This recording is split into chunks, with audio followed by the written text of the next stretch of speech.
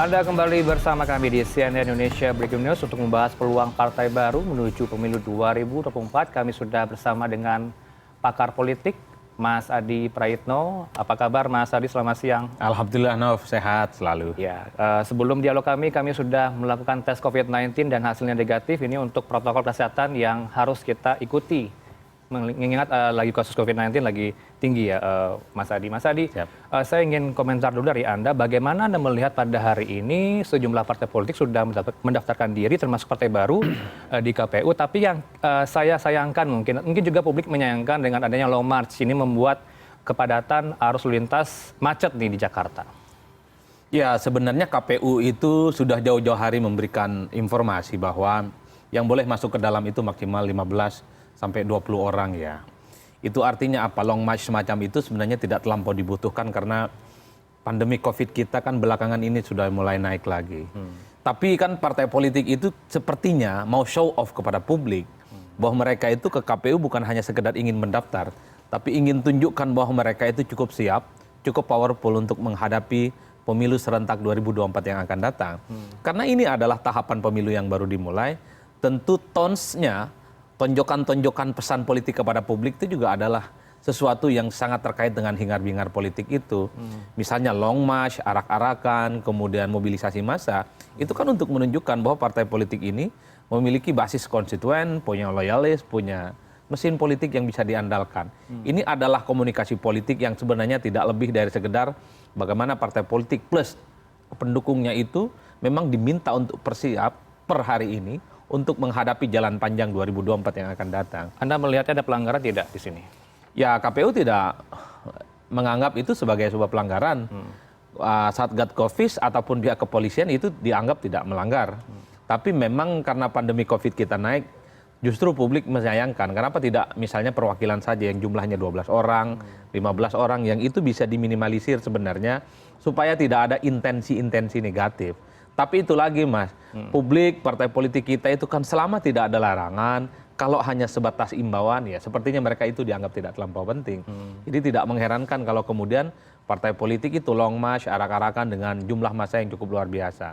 Tapi ya itu tadi prinsipnya, selama tidak melanggar aturan, tidak melanggar undang-undang ya dianggap tidak ada persoalan apa-apa. Diperbolehkan secara umum.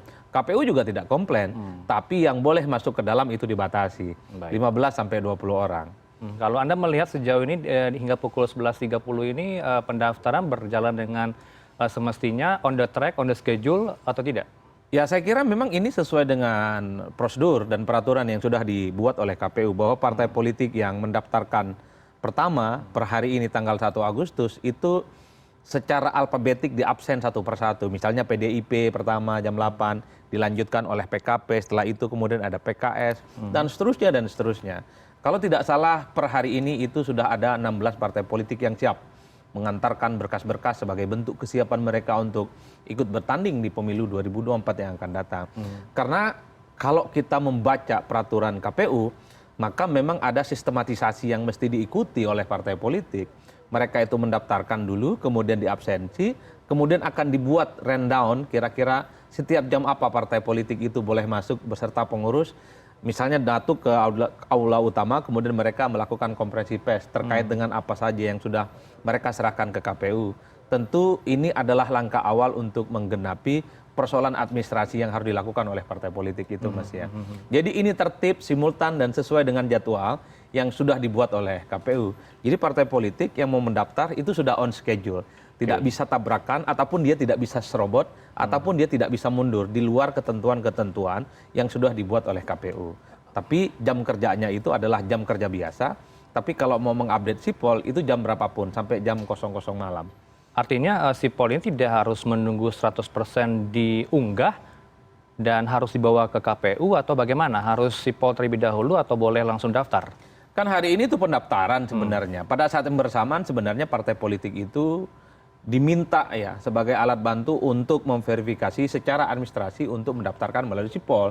Jadi per hari ini partai politik itu sudah sah membuka akun-akun partai politik yang sebenarnya beberapa hari ini sudah dibuka oleh KPU. Jadi semua data tentang persyaratan yang sudah diminta itu tidak bisa ditawar lagi. semuanya harus dipersiapkan, semuanya harus di-download, semuanya harus dikirim karena datanya tersentralisasi. Dan di situ nanti akan ada verifikasi secara administrasi. Kalau datanya misalnya rusak, tidak sampai, akan ada catatan-catatan di situ. Baik. Bahkan di situ juga ada surat bukti, surat terima berkas apa saja yang sudah diberikan dan diupload oleh partai politik. Jadi ini sebagai salah satu bentuk modernisasi bagaimana partai politik ini tertib secara administrasi. Terutama misalnya untuk mengantisipasi bagaimana tidak terjadi keanggotaan ganda. Dulu kan satu orang itu bisa menjadi anggota 4 partai politik. Partai politik A, partai politik B, dan partai politik C. Tapi dengan adanya sipol ini, maka hal-hal yang semacam itu bisa diantisipasi. Yang kedua tentu supaya ini memudahkan kerja partai politik juga. Supaya tidak setiap setahun sekali, tidak setiap 5 tahun sekali, teman-teman partai politik ini kan bongkar pasang, membenahi administrasi mereka tentang kantor, tentang keanggotaan. Karena di bawah itu kan cukup dinamis. Terutama soal keanggotaan. Banyak partai yang anggotanya itu ya hampir musiman lah mereka pindah partai. Ya mungkin karena beda dukungan politik, karena beda dukungan pilkada. Nah hal ini yang sebenarnya nanti akan terintegrasi dengan sistem informasi politik yang telah dibuat oleh KPU. Bagi saya ini adalah hal bagus, tinggal bagaimana kesiapan KPU bahwa sipol ini ya tidak rusak misalnya, tidak error, dan tidak crowded, karena kan banyak nih komplain-komplain yang belakangan sudah dimunculkan oleh partai politik, kok akses ke sipol susah, kadang kalau lagi info data kok loadingnya lama, data-data yang kemudian diupload misalnya, dia harus diulang berapa kali, ini tentu sebagai bahan evaluasi, jangan hanya karena misalnya semua partai politik dipaksa untuk ikut sipol, persiapannya harus 100%, tapi persoalan sistem di sipol ini harus dipastikan tidak akan ada persoalan-persoalan yang cukup serius. Ada kemungkinan tidak manipulasi data, kemudian ke masalah berikutnya datang adalah dualisme kepengurusan dan juga faktor kegandaan yang Anda katakan tadi. Dari sistem sipol itu KPU menjamin kalau ada dualisme ataupun ada dokumen-dokumen yang dianggap tidak valid, maka di situ ditolak uploadnya. Kalau misalnya nama Adi Prayitno tertuang dalam salah satu partai politik tertentu, tapi pada saat yang bersamaan juga memasukkan nama partai politik yang lain, itu akan ditolak, Mas. Nantinya akan diadu nih, akan diverifikasi kira-kira nama Adi itu sebenarnya dia terafiliasi ke partai politik yang mana, dia A ataupun ke B. Itu akan dikonfrontir di verifikasi faktual namanya. Baik. Kalau soal manipulasi, rasa-rasanya tidak, karena sipol ini bisa diakses secara terbuka oleh siapapun. Terutama oleh partai-partai politik karena mereka sudah punya akun yang terkait bagaimana bisa memverifikasi dan ngecek data yang sudah diinput. Misalnya semua persyaratan sudah dipenuhi tentang 30% syarat perempuan, itu ada checklist contengnya. Ada kemudian terkait dengan kepengurusan 100% di tingkat provinsi, pengurusan 75% di tingkat kabupaten dan kota, atau kepengurusan 50% di tingkat kecamatan, itu ada contrengannya, Mas. Jadi kalau itu tidak diinput, sistem itu tidak bisa merespon. Nah ini yang saya kira partai politik juga bisa mengaudit kalau kemudian hari tiba-tiba ada data yang hilang. Sementara di berita acara yang mereka sudah input ke sistem sudah terlacak dengan baik. Artinya apa? Manipulasinya itu bisa dihindari karena ada transparansi dan partai politik saat menginput data itu semacam ada berita acaranya yang sudah bisa diterima. Kalau ada 10 persyaratan, maka 10 itu sudah ada checklist semua. Kalau yang 10 itu tidak dipenuhi semua, berita acaranya pun juga akan ada yang tidak dipenuhi. Tinggal nanti ada ruang administrasi perbaikan yang ditentukan oleh KPU supaya partai ini diberikan jeda memperbaiki data-data yang dianggap kurang lengkap. Itu langsung diberitahukan ke partai politik di hari yang sama atau di hari berikutnya menjelang 14 Desember 2022? Itu biasanya ada rekap akhir nanti. Ini kan pendaftaran administrasi mulai tanggal 1 sampai tanggal 14. Semua persyaratan yang sudah di-download, sudah di-input oleh KPU melalui partai politik tentu saja dalam sistem sipol itu nanti akan direkap. Misalnya hari ini ada 16 partai politik yang mendaftarkan. Saya dengar informasinya yang sudah input ke sipol itu yang lengkap 100% itu baru 10 partai politik. Ada 2 partai politik itu lengkap baru 75%. Kemudian yang lengkap 65-30% itu ada 4 partai politik. Itu terekap. Dan itu terkonfirmasi oleh partai politik juga. Bahwa mereka dalam mendaftarkan ke sipol itu bukan berarti total sudah memenuhi soal persyaratan administrasi. Tapi partai-partai ini sudah ingin memastikan bahwa mereka adalah bagian penting dari proses pendaftaran itu. Karena nanti KPU akan memberikan list yang kira-kira apa saja yang harus dilengkapi dari kekurangan-kekurangan itu. Itu yang saya sebut bahwa sistem ini mestinya adalah satu sistem yang bisa menjamin modernitas dan digitalisasi dalam bidang administrasi. Tapi itu saja kuncinya, bahwa KPU dan pihak ketiga yang menyelenggarakan dan mengadakan IT ini harus memastikan bahwa IT yang dijadikan sebagai sipol untuk melakukan verifikasi administrasi dipastikan itu anti hacker. Karena kan kita nggak mau gitu bahwa persoalan di mana semua persoalan partai politik diserahkan pada sipol, tapi sistem sipolnya tidak aman. Baik. Karena kita ingat waktu pemilu 2019 yang lalu, kan KPU beberapa hari sempat down. Ketika ada rekapitalisasi manual misalnya, di input ke sistem, kemudian down, kemudian error, rakyat tidak bisa mengakses. Disitulah kemudian muncul kecurigaan-kecurigaan. Jangan sampai ini terulang untuk kepentingan 2024 yang akan datang. Ya, Mas Adi, bagaimana dengan peluang partai baru dan bagaimana nanti partai baru harus memperhatikan verifikasi administrasi, kemudian verifikasi faktual? Apakah ini juga memikirkan biaya politik yang cukup besar nantinya? Ini nanti jawab usai jeda. Tetaplah bersama kami di CNN Indonesia Breaking News.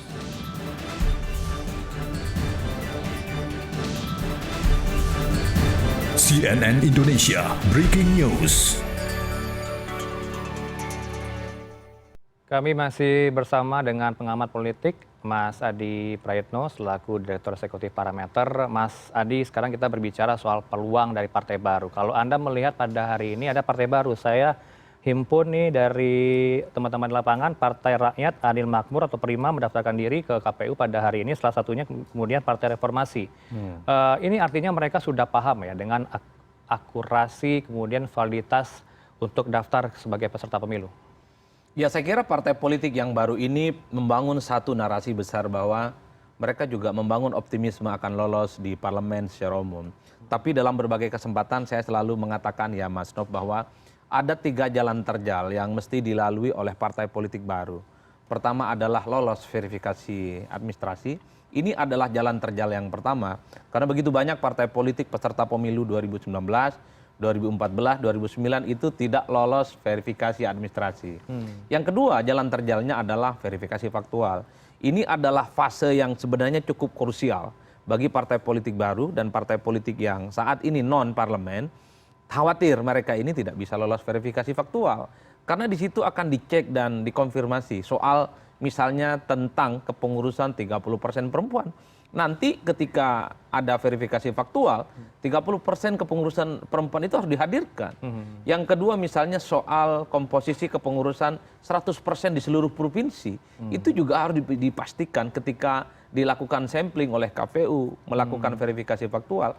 Karena kalau sedikit saja tidak bisa dipenuhi, itu bisa dianggap sebagai sebuah temuan. Sekalipun partai politik itu diberikan kesempatan untuk memperbaiki saat verifikasi faktual, tapi kalau batas yang sudah ditentukan tidak bisa memperbaiki, maka partai politik tidak bisa ikut pemilu. Itu adalah 2 jalan terjal yang mesti dilalui. Yang ketiga adalah jalan terjal yang saya kira juga cukup krusial adalah lolos ambang batas parlemen 4%. Ini biasanya begitu banyak partai politik baru setelah ikut pemilu tapi dia tidak lolos ambang batas parlemen.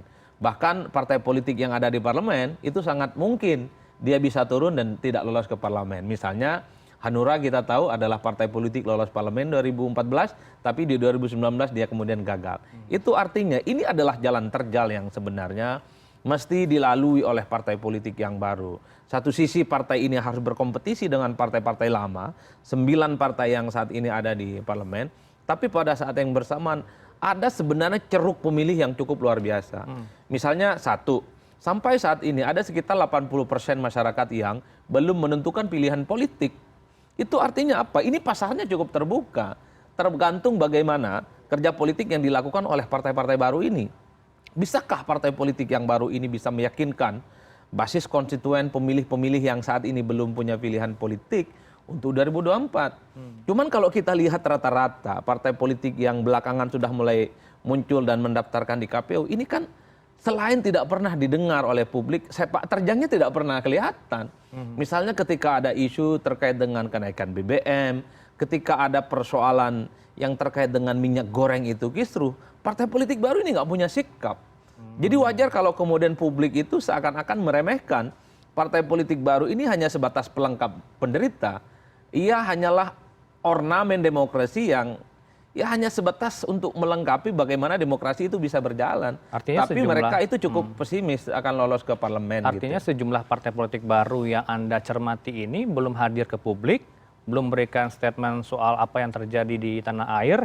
Tapi kalau untuk kepengurusan di seluruh provinsi, Anda mengamatinya apakah sudah semua partai politik baru ini punya kepengurusan di 34 provinsi? Nanti itu akan terkonfirmasi ketika ada verifikasi faktual yang dilakukan oleh KPU. Apakah betul partai-partai politik yang kemudian akan ikut bertarung itu adalah mereka yang memiliki jejaring kepengurusan dan kantor yang ada di seluruh provinsi. Itu kan pertaruhan yang sesungguhnya.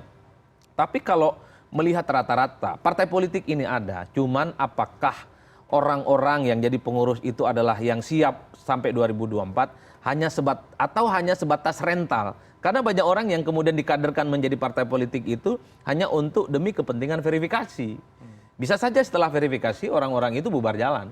Dia kemudian tidak menjadi bagian dari partai politik tertentu. Ini yang semestinya harus dilihat. Kalau partai politik yang baru serius ikut bertanding harus bisa dipastikan bahwa mereka punya kader, punya jejaring, punya kantor, punya basis konstituen yang tersebar secara distributif di seluruh Indonesia.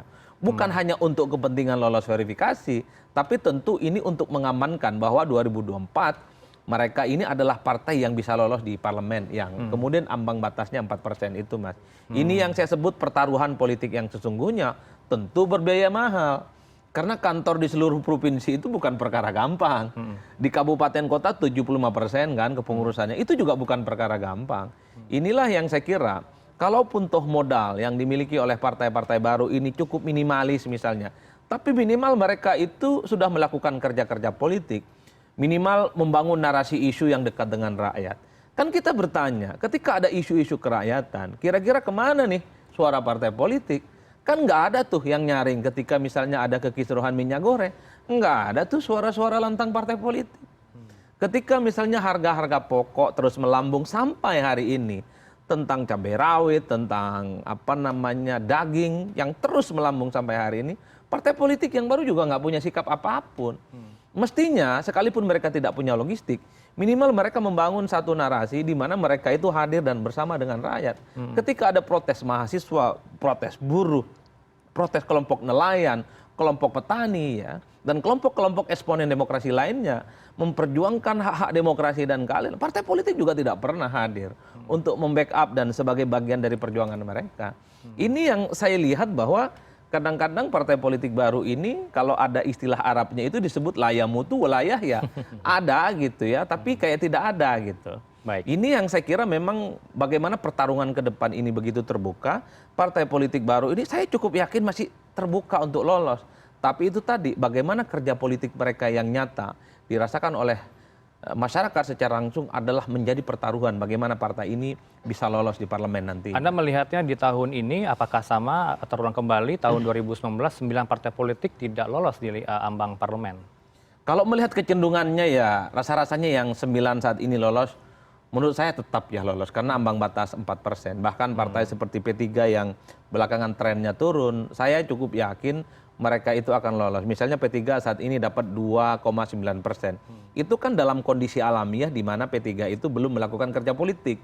Mesinnya belum bergerak, belum ada baliho, belum ada spanduk, belum ada kampanye. Artinya apa? Kondisi realnya sudah 3%, kan tinggal 1% lagi. Makanya saya selalu mengatakan bahwa saya cukup yakin bahwa 9 partai politik yang saat ini ada di Senayan itu sangat mungkin untuk lolos kembali. Tapi bagi partai-partai baru itu yang saya sebut, butuh kerja keras, butuh upaya-upaya yang relatif agak serius untuk merobek kuasa bagaimana dominasi partai politik yang lama sampai saat ini itu begitu kuat. Makanya kerja nyata, pembuktian, keberpihakan kepada rakyat, itu tidak bisa ditawar. Dalam beberapa survei yang kita lakukan misalnya Mas, tingkat awareness ataupun tingkat pengetahuan masyarakat terhadap partai politik baru itu rendah sekali. Hanya ada 3 partai politik baru yang dikenal oleh rakyat. Partainya Pak Amin Rais, partainya Pak Fahri Hamzah, sama partai Prima. 3 partai itu yang kemudian baru dikenal, itu pun persentasenya 0,0 sekian persen. Boro-boro mau dipilih, kenal aja tidak, rakyat kan begitu Mas. Ini mestinya harus dijadikan tantangan oleh partai politik. Bahwa mereka ini jangan hanya sibuk mendaftarkan ke KPU gitu, tapi mereka saat bersamaan juga tidak pernah dikenal dan tidak pernah dirasakan kerja-kerja nyatanya oleh masyarakat. Tiga partai politik yang Anda sebutkan tadi, Partai Pak Amin Rais, kemudian partai berikutnya dari pecahan dari Partai PKS, itu membuat fenomena baru ya. Tapi kita melihatnya ini sebagai bentuk wajah-wajah lama masih menghiasi di partai baru. Ya rata-rata partai politik kita itu adalah partai politik sempalan ya. Biasanya ada friksi internal partai politik, sempalan bikin partai politik. Bahkan kalau mau jujur sebenarnya, partai politik yang saat ini lolos ke parlemen sekalipun, itu kan juga banyak sempalan dari Golkar misalnya. Nasdem itu dari Golkar, Gerindra dari Golkar, dan seterusnya dan seterusnya. Ya memang partai politik kita itu roman-romannya tidak lebih dari sekedar elit-elit yang memang sebelumnya sudah besar dan dibernaung di partai politik tertentu. Misalnya Partai Gelora, ketua umumnya adalah Anies Mata, mantan 2 periode sekjen PKS. Kemudian sekjennya Fahri Hamzah yang kita kenal adalah orang penting, orang elit, pernah jadi wakil ketua DPR misalnya, sampai saat ini adalah orang yang selalu menjadi corong Partai Gelora. Ataupun partainya Pak Amin Rais yang partai umat itu ya. Kita tahu Pak Amin Rais itu adalah partai PAN pendiri yang kemudian terdepak pada akhirnya bikin partai umat. Begitupun dengan partai-partai yang lainnya. Tapi terlepas dari apapun motif partai politik ini terbentuk, tapi yang jelas bahwa mereka ini tidak akan lolos ke parlemen kalau kerja politiknya hanya seperti sekarang aja. Makanya kalau dilihat kecenderungan secara umum yang muncul ke publik itu adalah partai-partai politik yang itu saat ini sudah lolos di Senayan. Ketika ada isu politik, isu hukum, isu keagamaan, isu sosial, kenapa sih partai-partai politik yang lama ini yang selalu muncul? Sementara partai-partai yang baru nggak pernah punya respon. Hanya Fahri Hamzah di situ yang selalu nyalak misalnya. Dia mengkritik tentang koalisi, dia mengkritik tentang bagaimana oligarki akan menentukan siapa yang akan menang di Pilpres gitu ya. Ataupun Partai Umat, Pak Amin Rais selalu tampil kritis mengkritik kebijakan pemerintah. Tapi di luar itu partai-partai politik yang lain ya itu tadi layamutu walayah ya gitu. Seperti orang hidup tapi kayak orang mati. Anda melihatnya nanti di 2024 peluang peserta pemilu akan banyak tidak seperti tahun 2019 dari 9 yang lolos sambar parlemen di kursi DPR, apakah bertambah nantinya? Saya kalau membaca secara umum, karena begitu banyak partai politik yang mendaftarkan ke KPU, kalau bicara tentang kontestan dan peserta, rasa-rasanya akan nambah. Kalau 2019 itu ada sekitar 12 yang lolos verifikasi faktual, tapi yang lolos ke Senayan 9 sisanya tidak. Saya menduga kurang lebih sekitar 20 bahkan sampai 25 partai politik lah yang akan lolos verifikasi faktual untuk ikut 2024. Karena partai-partai ini adalah mantan kombatan perang politik gitu ya. Misalnya kayak partai pecahannya PKS, partai pecahannya PAN misalnya. Mereka adalah yang cukup terlatih bagaimana mereka ini bisa lolos soal administrasi, lolos verifikasi faktual. Jadi ini adalah tahapan awal di mana jalan terjal itu mesti dilalui oleh partai-partai politik baru atau partai politik yang saat ini tidak lolos ke parlemen. Verifikasi administrasi, dilanjutkan verifikasi faktual, dan kemudian kalau mereka bisa ikut pemilu, jalan terjal yang terakhir adalah lolos ambang batas parlemen 4%. Jikapun banyak ataupun nanti ada multipartai terjadi di Republik ini, apakah ini baik untuk perkembangan demokrasi kita? Tapi nanti jawab Mas Adi Praetno, tetaplah bersama kami di CNN Indonesia Breaking News.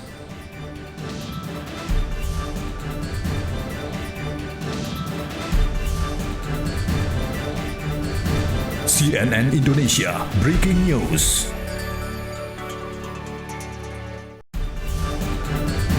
CNN Indonesia Breaking News.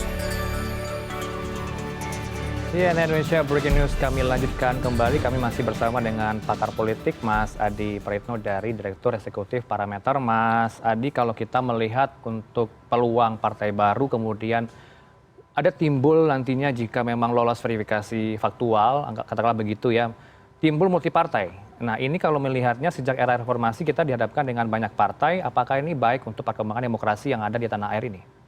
Ya saya kira bagus ya Mas, karena kita ini kan menganut sistem presidensialisme multipartai. Kenapa multipartai? Karena varian ideologi, kepentingan, ormas-ormas, dan kelompok-kelompok kita cukup bagus ya. Artinya dalam pluralisme politik yang begitu berkembang, kalau kemudian partai politik itu diseranakan, justru itu dianggap akan menghambat dan justru memberangus demokrasi. Semakin banyak partai saya kira semakin bagus. Tinggal nanti bagaimana mekanisme supaya partai politik ini bisa semakin sederhana. Apakah pada level kompetisi, apakah pada level sistemnya, ataupun misalnya pada dapil magnitude, ataupun pada sistem politik yang kemudian didesain supaya misalnya partai politik yang lolos ke Senayan itu lebih banyak ataupun lebih sedikit. Misalnya ambang batas parlemen 4%, ini kan kompromi politik dari partai politik besar dengan partai politik kecil, supaya tidak terlampau berat tuh yang bisa ikut ke parlemen. Tapi ingat juga, partai politik yang sekalipun tidak lolos ke parlemen, tapi untuk level provinsi, kabupaten, dan kota, mereka masih ada. Misalnya partai seperti PSI, mereka memang tidak punya wakil di DPR pusat, tapi di provinsi, kabupaten, dan kota mereka ada. Ini kan bentuk akomodasi politik untuk merangkul bagaimana varian-varian politik kita yang begitu banyak dari berbagai komponen kepentingan itu bisa dirangkul. Tentu melalui jalur partai politik, Mas.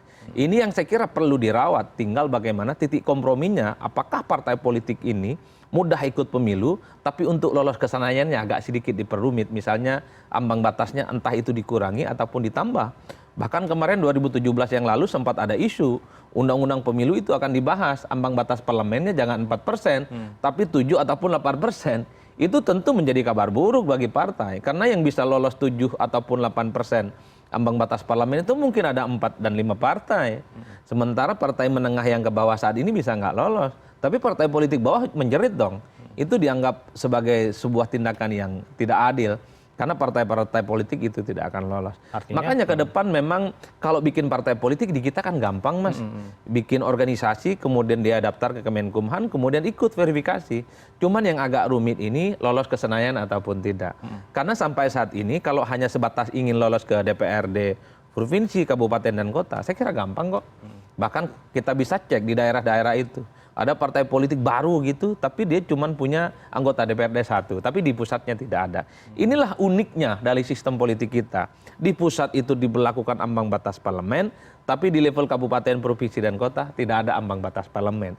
Jadi satu anggota DPR pun itu dianggap dan diakui sebagai perwakilan dari partai politik. artinya sistem demokrasi yang sekarang sudah sehat untuk demokrasi yang ada di tanah air. Tapi kalau kita berkaca ke negara Amerika ya, Mas Adi, negara sebagai demokrasi modern, hanya ada 2 partai besar. Apakah ini juga bisa diterapkan di Republik ini? Tergantung bagaimana elit ini berkompromi. Di Amerika itu sebenarnya banyak partai politik. Tapi karena sistem politiknya itu adalah distrik, di mana satu pemilihan itu hanya ada 1 kursi yang diperebutkan, maka yang lolos itu kalau nggak Partai Republik adalah Partai Demokrat. Misalnya gini, untuk Jakarta, kursi yang diperebutkan untuk kursi DPR RI itu cuma 1. Partai-partai yang kecil itu kecenderungan kalah. Yang menang itu kalau nggak Demokrat dan Republik. Ada yang kemudian berlaku yang disebut dengan the winner takes all. Kalau Partai Republik yang menang, maka suara-suara partai yang lain, partai-partai yang kecil itu dianggap sebagai suaranya Partai Republik. Itu sistem di Amerika. Di kita nggak begitu, Mas. Misalnya untuk DKI Jakarta itu ada 9 kursi DPR RI. Kalau ada 9 DPR RI, maka partai-partai politik yang saat ini ada itu kemungkinan dapat 1. PDIP dapat, Golkar dapat, kemudian Gerindra dapat, kan begitu. Tergantung bagaimana sistem politiknya, karena kita menggunakan sistem politik proporsional. Apakah di Indonesia kita bisa? Bisa. Tapi tergantung bagaimana. 1, politisi di parlemen. Yang kedua, ketua umum partai. Yang ketiga, pemerintah. Mau tidak mengubah sistem politiknya yang dari proporsional, kemudian mengadopsi sistem politik seperti di Amerika. Sistem distrik, di mana kursi yang diperebutkan itu cuma 1. Di Indonesia kursi yang diperebutkan banyak. Efeknya apa? Kalau kayak di Amerika, Mas, kalau yang menang di satu tempat itu adalah Partai Demokrat, partai yang lain itu kan diambil, Mas, sama pemenang. Sekalipun dia tidak mendukung partai itu. Itu buruknya. Kalau di kita agak sedikit berkurang, artinya apa? Partai politik sekalipun tidak mendukung salah satu partai yang lain, dia punya pilihan-pilihan lain yang kemudian terpilih di parlemen. Ya tergantung bagaimana kesepakatan politik. Karena kalau kita melihat anatomi sistem politik yang ada di Indonesia, semuanya sangat tergantung bagaimana elit negara ini berkompromi. Apakah tetap menggunakan sistem proporsional ataukah ingin seperti negara yang dianggap demokrasinya mapan seperti Amerika, menggunakan sistem distrik tentu untuk menyederhanakan partai politik. Kalau beban anggaran seperti apa nanti kalau memang peluang dari partai-partai baru kemudian multipartai terjadi di penetapan 14 Desember mendatang, itu bagaimana beban anggaran? Kalau menurut kecenderungan rata-rata ya, pertama ya, di Indonesia ini agak rumit, Mas. Kalau kemudian dibuat sistem politiknya seperti di Amerika, hanya ada 2 partai politik besar ya. Pertama memang variasi dari kepentingan politik kita banyak. Adalah kelompok Islam misalnya. Kelompok Islamnya pun banyak, ada NU, ada Muhammadiyah, ada yang kemudian berbasiskan LDK, ataupun Ikhwanul Muslimin seperti PKS, ada Al-Wasliyah, ada Nahdlatul Wathon, banyak sekali. Inilah yang kemudian menyebabkan kenapa begitu banyak partai politik saat ini berbasiskan Islam banyak. Begitupun partai-partai nasionalis. Ada yang PDIP, ada yang kemudian Gerindra, ada kemudian Golkar, ada yang kemudian berdasarkan nasionalis religius ya. Ada PKB di situ, ada Nasdem, ada Demokrat, macam-macam. Itu kan sebagai bentuk dari variasi kepentingan politik kita. Kalau diremas dan diserahanakan hanya menjadi 2, kok rasa-rasanya itu agak sulit. Pertama, akan menimbulkan resistensi seperti Orde Baru. Yang kedua, sistem politik kita tidak akan berjalan dengan baik. Karena kita itu adalah sistem politik yang nyaman, kondusif bagi sebuah sistem politik di mana partai politik itu banyak, menggunakan sistem proporsional, sehingga kepentingan-kepentingan kelompok politik itu terakomodasi. Mas Adi, kalau kita melihat peluang ke depan, apakah partai yang mempunyai sosok elektabilitas yang moncer inilah yang akan punya peluang yang cukup besar bisa ditetapkan sebagai peserta pemilu di 2024 ini? Gimana Mas? Kalau punya elektabilitas tokoh-tokoh yang sudah mempunyai nama yang cukup terkenal, populer, kemudian elektabilitasnya cukup tinggi, ini dengan gampangnya melenggang untuk maju ke 2024 mendatang sebagai peserta pemilu. Kalau membaca kecenderungan kenapa partai politik itu kuat dan dipilih, memang variasinya banyak. Partai seperti PDIP variabelnya adalah Bung Karno, ada kemudian Megawati, dan ada Jokowi. 3 variabel ini yang kemudian bisa menjelaskan kenapa misalnya PDIP menjadi partai pemenang pemilu. Begitupun dengan misalnya Gerindra. Gerindra kenapa dipilih oleh publik? Karena ada sosok Prabowo Subianto. Kalau tidak ada Prabowo Subianto, tidak ada variabel-variabel lain yang kemudian bisa dilihat secara menonjol. Itu artinya yang saya pahami, kalau Gerindra ini tidak memajukan Prabowo Subianto sebagai variabel penting, sebagai magnetnya, ini tentu menjadi pertaruhan yang sesungguhnya. Begitupun dengan Partai Demokrat. Partai Demokrat juga adalah menempatkan figur kunci SBY sebagai variabel penting menjadi magnet supaya para basis konstituen itu menjadi bagian dari Partai Demokrat. Tapi di luar itu, kalau kita melihat misalnya Nasdem ataupun Golkar, itu kan tidak menempatkan pilihan politik pada sosok kunci. Jadi kalau kita melihat Golkar, siapapun ketua umumnya, biasanya partai ini selalu kuat dan menang. Misalnya waktu pemilu 2019 yang lalu, sekalipun Golkar nggak punya jagoan maju, tapi kan dia runner up perolehan kursinya di DPR, Mas. Saat ini, padahal dia nggak punya jagoan, bahkan mengalahkan Gerindra yang juga memajukan Prabowo sebagai pilpres. Itu artinya apa? Anatomi kekuatan politik seperti Golkar, seperti Nasdem, tidak bertumpu kepada ketua umum mereka, tapi kepada struktur, kepada tim sukses, dan kepada caleg-caleg yang kemudian bertanding. Begitupun dengan partai politik yang lain, seperti P3, seperti PAN, seperti PKB, mereka tidak menjadikan ketua umum mereka sebagai magnet politik elektoral. Meski pada saat yang bersamaan ada 3 partai politik, PDIP, kemudian ada Gerindra, ada Demokrat, salah satu anatomi kekuatan politik mereka ada pada figur kunci, yaitu sang ketua umum. Kalau untuk saat ini, apakah Anda bisa memetakan politik elektoral menjelang capres nanti, apakah ada konfigurasi kekuatan parpol yang sudah bergerak hingga kini? Kalau lihat kecenderungannya ya, dari beberapa survei yang kita lakukan, memang tidak ada partai politik yang naik secara signifikan ataupun turun secara signifikan. Misalnya PDIP sekalipun dia menang teratas, saya lihat up and down-nya itu di angka 1 ataupun 2%. Kalau tidak naik 2%, kadang dia turun 2%. Begitupun dengan partai politik yang lain, Mas. Itu artinya apa? Ini menunjukkan bahwa basis pemilih kita sampai saat ini itu tidak bergerak. Ini mungkin karena tahapan pemilu itu belum dilakukan. Ini mungkin karena partai-partai dan caleg-caleg itu belum bekerja. Nah, nanti akan beda nih iman politik para pemilih. Kalau semua para petarung ini turun, menjanjikan sesuatu yang indah-indah seperti surga, kok rasa-rasanya basis pemilih ini akan sudah mulai migrasi. Ya bisa teman makan teman, misalnya antar pemilih Islam. Karena yang saat ini misalnya dibangun tentang bagaimana pentingnya melindungi ulama, memperjuangkan umat Islam. Saya lihat kok rasa-rasanya semua partai Islam memperjuangkan itu. Nah, ini bisa terjadi kanibalisme di antara pemilih Islam. Begitupun di partai-partai nasionalis, membangun narasi anti politik identitas, membangun narasi anti polarisasi ulama. Ya, saya membacanya begitu. Saya khawatir ini nanti justru akan terjadi tabrakan dan saling sikut antar partai politik untuk merebut basis konstituen yang sama. Tapi saya cukup yakin karena ceruk pemilih kita 80% belum menentukan sikap politik apapun. maka mesin politik, anatomi dan struktur kekuatan mesin adalah menjadi hal yang paling penting bagi mereka yang tidak memiliki figur kunci yang saya sebutkan tadi itu. Baik, usai jeda nanti Mas Adi Praitno akan menjawab bagaimana nanti peluang dari partai-partai politik yang sudah ada bisa merebut suara milenial atau Gen Z. Nanti jawab Mas Adi setelah bersama kami di CNN Indonesia Breaking News.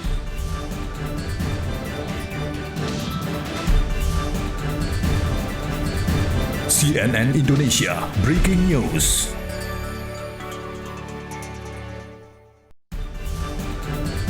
CNN Indonesia Breaking News. Anda kembali bersama kami di CNN Indonesia Breaking News. Kami bersama pakar politik Mas Adi Praitno selaku Direktur Eksekutif Parameter. Mas Adi, kita lanjutkan kembali soal apakah sejauh ini partai-partai politik yang lama ini masih bisa merebut suara dari generasi milenial atau Gen Z?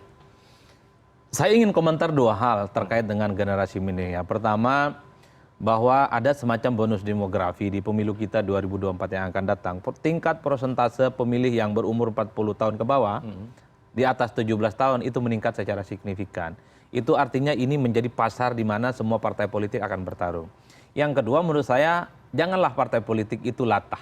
Karena ceruknya besar seakan-akan menjadikan Gen Z itu adalah basis segala-galanya. Pertama ingat, Gen Z itu adalah mereka yang satu, alergi terkait dengan politik, yang kedua alergi dengan partai, Mas.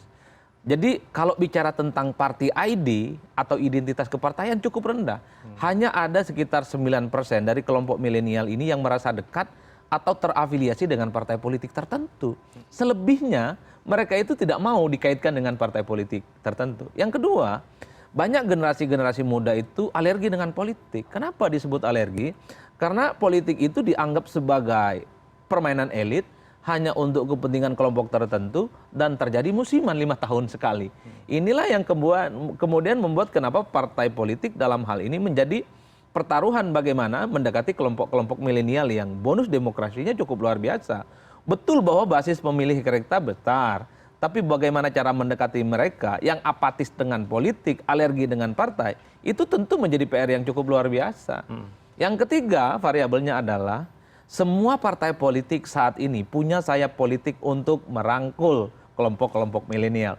Tunjukkan ke saya, mana ada partai politik yang kemudian tidak menjadikan ornamen variabel-variabel kelompok-kelompok milenial ini sebagai kepentingan politik mereka. Hampir semuanya.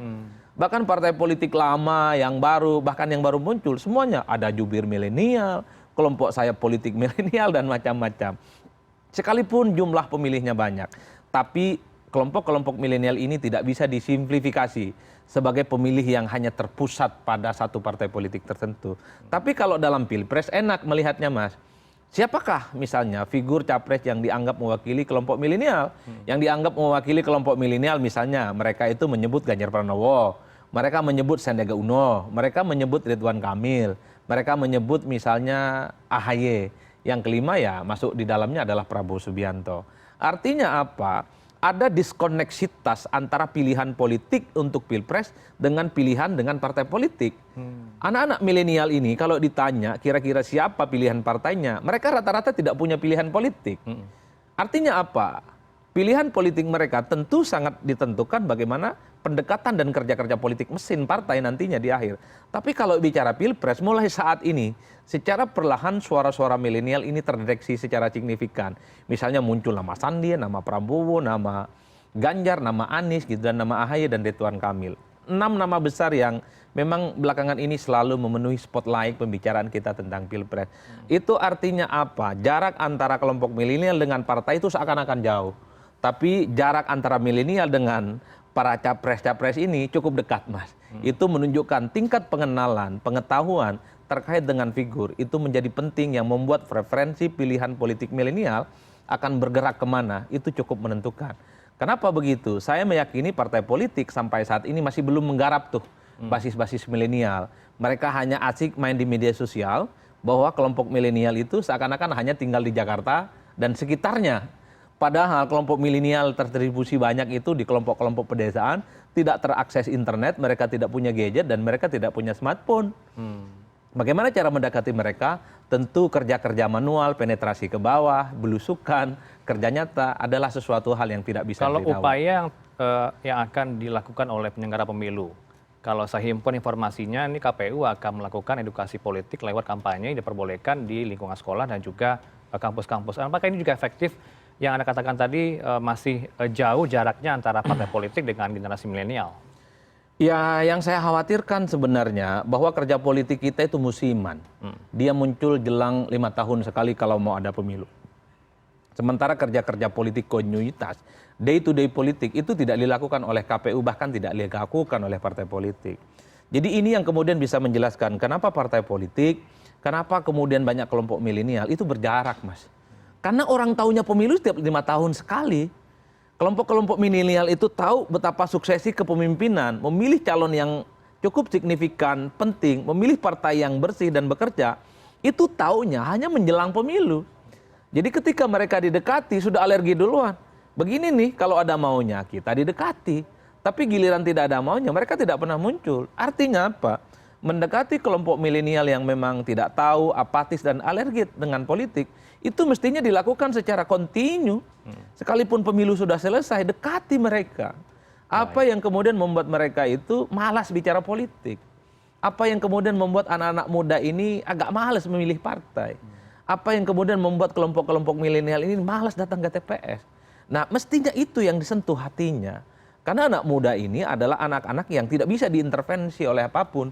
Bahkan diintervensi oleh pencitraan sekalipun mereka nggak mau. Karena mereka ini adalah usia-usia produktif, di mana tingkat kebebasannya itu di atas segala-galanya. Makanya ini adalah satu PR bersama bagi KPU, bagi partai politik, bagi kontestan, supaya bonus demografi kita yang kurang lebih sekitar 52% nantinya, kelompok milenial adalah mereka memang yang menjadi penentu bahwa preferensi pilihan politik mereka itu didasarkan pada rasionalitas, Mas. Mereka datang ke TPS karena mereka tahu calon dan partai yang dipilih itu adalah yang memang bisa diharapkan dan berdampak pada perubahan signifikan di negara ini. Mereka jangan digiring misalnya dengan opini-opini ya bahwa ini bisa digerakkan dengan kebutuhan logistik, transaksional seperti yang sudah-sudah. Kalau begini ceritanya, ya generasi Gen Z, generasi milenial tidak akan bisa kita harapkan karena akan seperti generasi-generasi sebelumnya datang ke TPS hanya karena urusan logistik, bukan karena basis-basis logik dan rasionalitas yang kemudian akan membuat Indonesia akan jauh lebih maju. Baik, ini pekerjaan rumah dari partai politik itu sendiri untuk mendekati dari generasi milenial atau Gen Z ya, Mas. Terus. Adi melihatnya untuk Indonesia pemilu yang ideal seperti apa? Ya pertama memang dari segi partai ya, bahwa partai itu fungsi utamanya memang harus mengedukasi dan memberikan sosialisasi politik, Mas. Jadi ada tak ada pemilu partai itu harus bekerja. Setiap ada kebutuhan, kesulitan, di mana rakyat apatis, mestinya disentuh. Apa yang kemudian membuat mereka ini apatis dan anti terkait dengan perubahan dalam sistem politik kita? Di situ pentingnya partai. Yang kedua pada level pemilih ya, ini penting bahwa pemilu itu adalah ajang pengadilan yang sesungguhnya. Jangan pernah pilih partai, jangan pernah pilih calon yang hanya besar melalui pencitraan. Tapi pilihlah partai dan calon yang kemungkinan bisa dilihat track record dan rekam jejaknya sudah melakukan perubahan-perubahan secara signifikan. Secara terang benderang kita tahu, Mas, siapa calon-calon yang muncul di survei ataupun calon-calon yang dimunculkan oleh partai politik, track record dan rekam jejaknya sudah bisa dilihat melalui media digital. Jadi mereka yang sudah tidak ada track recordnya atau track recordnya buruk, bagi saya cukup diadili mereka dengan cara tidak memilih. Itu yang saya sebut bahwa janganlah kita memilih pemimpin seperti memilih kucing dalam karung. Kita tidak pernah tahu siapa yang akan dipilih, terutama terkait dengan apa yang akan mereka lakukan. Tapi menjadilah pemilih rasional bahwa partai calon yang dipilih adalah orang-orang yang kita yakini sebagai calon pemimpin yang bisa memberikan perubahan secara signifikan. Itu penting sebagai pilihan politik supaya kita itu tidak begini-begini saja. Demokrasi kita sudah maju, berkembang dengan baik, partai politik berdenyut hampir tiap saat, tapi praktik pemilih kita tidak pernah berkembang dengan baik. Partai masih sifatnya agak sedikit feodal, pemilih kita masih sangat sosiologis dan tradisionalis, di mana memilih pemimpin itu bukan karena rasional, tapi karena pencitraan, karena suka main ke gorong-gorong gitu ya, karena ya begitu-begitulah. Tapi bahwa dicari pemimpin yang cerdas, pintar, yang mampu melakukan perubahan, itu agak jarang. Ini adalah catatan bagaimana demokrasi kita ke depan perlu manuver-manuver besar Sehingga politik elektoral 5 tahun menghasilkan partai politik yang bagus dan tentu calon presiden yang juga bagus. Apakah politik pencitraan masih dibutuhkan dalam konsolidasi politik di parpol nanti? Seperti apa nanti gambarannya akan dijawab Mas Adi. Tetaplah bersama kami di CNN Indonesia Breaking News.